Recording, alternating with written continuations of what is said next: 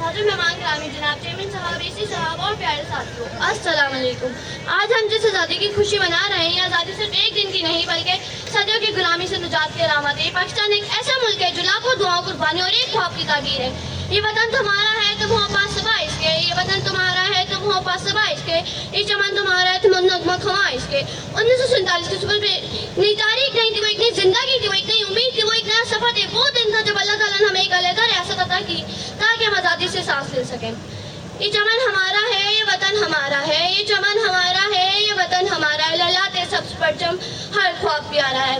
ہمیں یاد رکھنا چاہیے، نہیں ہے نا امید اقبال اپنی کشت ویرا سے، نہیں ہے نا امید اقبال اپنی کشت ویرا سے، ذرا نم ہو دے مٹی بڑی زرخیز ہے ساقی، یہ مٹی تب زرخیز ہوئے گی جب اس میں ایمان، اطاعت، قربانی اور محنت کا بیج بویا جائے گا۔ ہمیں خود اطاعتی کرنی ہوگی کہ ہم نے اس آزادی کی کتنی قدر کی۔ سبق پھر پر صداقت کا، عدالت کا، شجاعت کا لیا جائے گا۔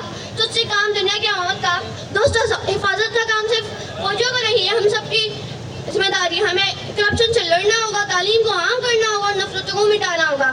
یہ مٹی شہیدوں کی یہ خواب اقبال کا، یہ مٹی شہیدوں کی یہ خواب اقبال کا، ہم سب کے دل میں بستا ہے یہ وطن خیال کا۔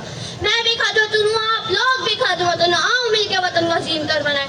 آج ہم عہد کریں گے کہ ہم اس وطن کو صرف نعرے سے نہیں بلکہ عملی قیادت سے بھی سنواریں گے۔ ہوا کے بیٹے بجلی کی وار دشمن پر ٹوٹ پڑتے ہیں، ہوا کے بیٹے بجلی کی وار دشمن پر ٹوٹ پڑتے ہیں، یہ پاکستان کے شاہین جو موت سے بھی لڑ پڑتے ہیں۔ اور اب ذکر ہو پاک فضائیوں کے عقابوں کا، جو نیلی فضاؤں میں دشمن کے طیارے دیکھتے ہی بجلی کی طرح چپٹ جاتے ہیں۔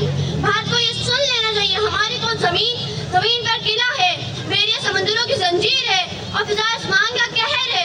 یہ پاکستان ہے، یہاں ایمان ہے، قربانی اور غیرت کے پہرے ہیں۔ پاکستان زندہ باد، پاکستان